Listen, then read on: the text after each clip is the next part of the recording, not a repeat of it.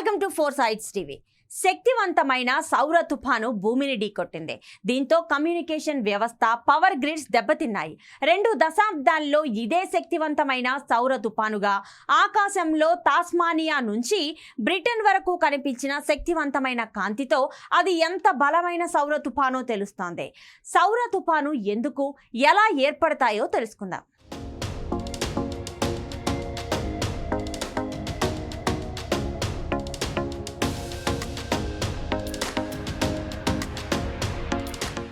సూర్యుని వాతావరణ బయటి పొర కరోనా నుంచి సౌరగాలితో అయస్కాంత క్షేత్రాల్లో భారీ పేలుడు జరుగుతుందని, ఆపై అది తీవ్ర సూర్య అయస్కాంత తుఫానుగా మారుతుందని National Oceanic and Atmospheric Administration Space Weather Prediction Center తెలిపింది. దీనినే కరోనల్ మాస్ ఎజెక్షన్ లేదా హల్లోవిన్ స్ట్రోమ్ అని కూడా అంటారన్నారు. 2003 అక్టోబర్లో జరిగిన సౌర తుఫానుతో స్వీడన్, సౌత్ ఆఫ్రికాలో విద్యుత్, మౌలిక సదుపాయాలన్నీ దెబ్బతిన్నాయి. అయితే రానున్న రోజుల్లో మరింత విధ్వంసం జరిగే అవకాశం ఉందని శాస్త్రవేత్తలు చెబుతున్నారు.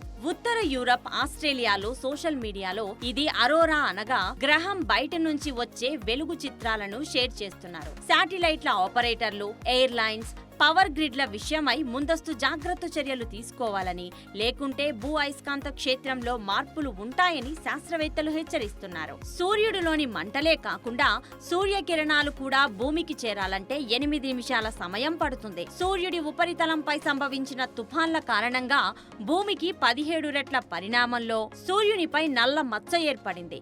ఈ మచ్చ మరింత పెద్దదయ్యే అవకాశం ఉందని సైంటిస్టులు ఆందోళన చెందుతున్నారు. స్పేస్ ఫిజిక్స్ లో ప్రొఫెసర్ గా చేస్తున్న మాథ్యూ ఓవెన్ చెప్పిన దాని ప్రకారం భూగోళం దక్షిణ ఉత్తర ఆకాంక్షల్లో సాగిపోయే అవకాశం ఉందని, అయితే ఇది సౌర తుఫానులోని శక్తిపై ఆధారపడి ఉంటుందన్నారు. రాత్రిళ్లు బయటకు వెళ్లి చూసినా ఆ మచ్చ కనపడుతుందని, గ్రహణం కళ్లద్దాలతో చూస్తే పగలు కూడా సూర్యుడిపై ఆ మచ్చలను చూడవచ్చన్నారు. అమెరికాలో నార్థరన్ కాలిఫోర్నియా, అలబాల నుంచి స్పష్టంగా చూడవచ్చన్నారు. భౌగోళిక అయస్కాంత తుఫానులోని హెచ్చుతగ్గులు విద్యుత్ లైన్లతో సహా పొడవైన వైర్లలో విద్యుత్ ప్రవాహాలను ప్రేరేపిస్తాయి.